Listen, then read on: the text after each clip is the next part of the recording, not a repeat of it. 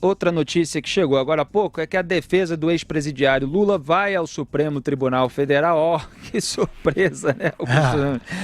É mais do que previsto. Ela vai ao STF contra a condenação que o TRF4, o Tribunal Regional Federal da 4ª Região, impôs ao petista, ao Lula, no caso do sítio de Atibaia.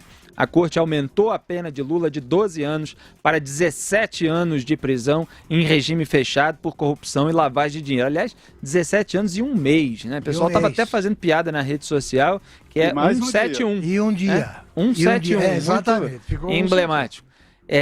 Os desembargadores consideraram que ele se beneficiou de reformas feitas na propriedade. Antes mesmo de apresentarem embargos de declaração contra a decisão de ontem, os advogados do ex-presidiário Lula apostam em uma reclamação que questiona a tramitação do processo na Justiça Federal do Paraná.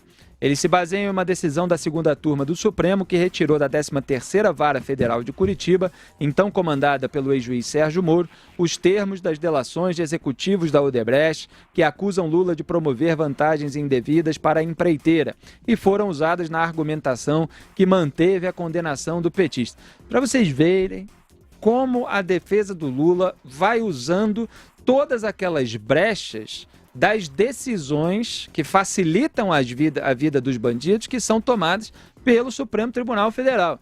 Então teve aquela decisão de muito tempo atrás, que a gente comentou e criticou aqui em Os Pingos nos Is, de retirar trechos das delações da Odebrecht, e agora eles querem usar isso para tentar invalidar a decisão do TRF4.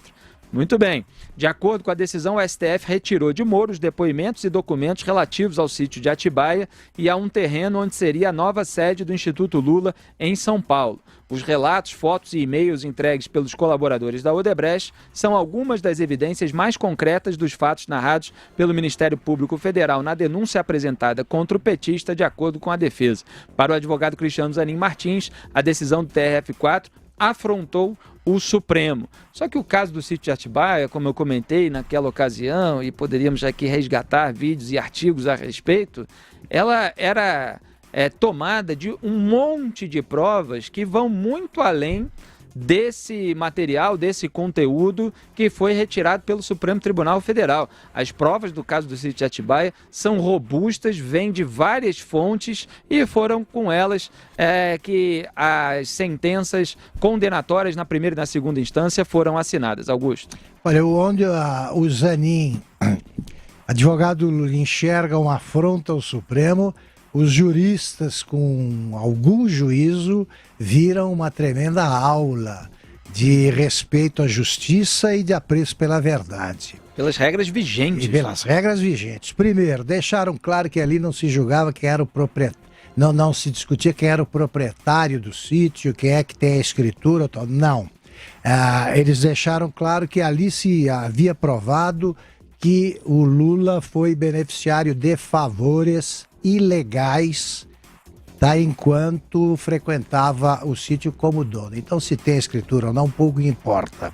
Ele recebeu favores em troca de facilidades que ele ofereceu quando presidente aos empreiteiros metidos no Petrolão. Tá? Ele usou a Petrobras para virar sitiante, aí sem escritura.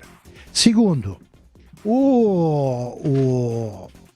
os desembargadores provaram o seguinte, eu até aprendi uma frase aí que o Celso de Mello que deve recitar bastante, que eu faço questão de incluir aqui,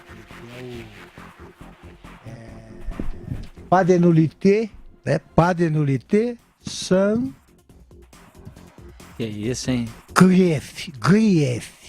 Não tem condenação sem prejuízo, não tem anulação sem prejuízo. Não houve prejuízo à parte. E ponto final. A juíza Gabriela Hart não mencionou nada das alegações finais, nem o Zanin invocou qualquer trecho das alegações finais que pudesse ter prejudicado a defesa.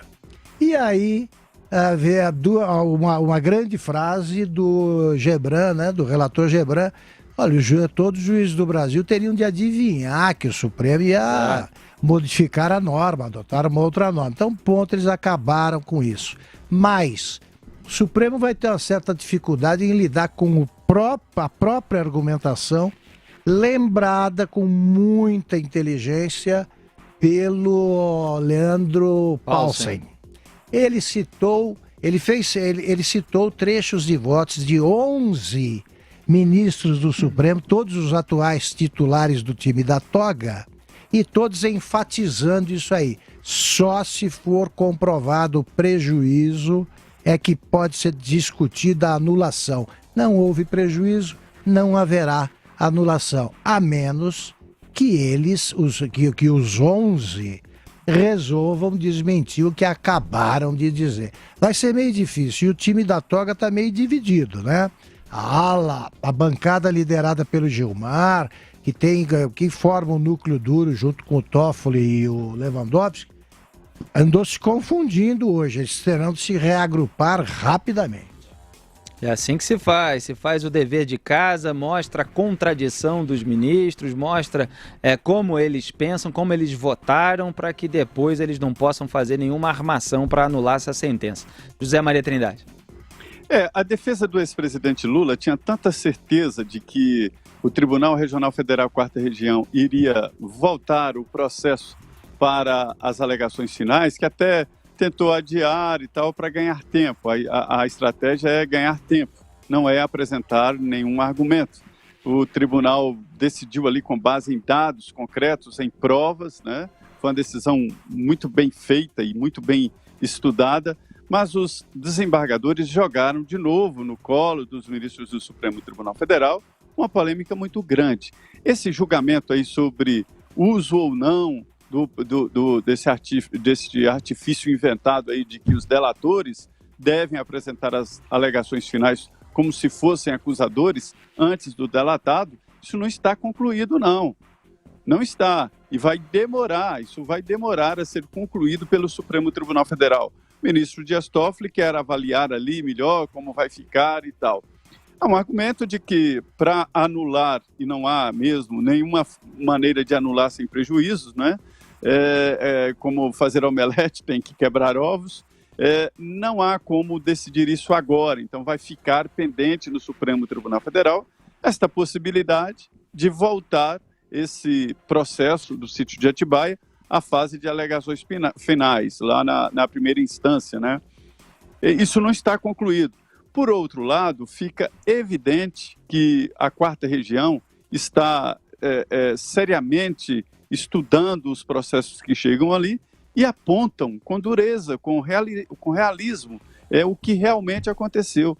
Esse processo do sítio de Atibaia tem muito mais provas, e não significa que o caso do triplex não tem. Significa que lá tem muito mais provas. E imagine o caso que vem a seguir, que é exatamente a compra do terreno para o Instituto Lula. Então, é maus lençóis e uma questão de tempo.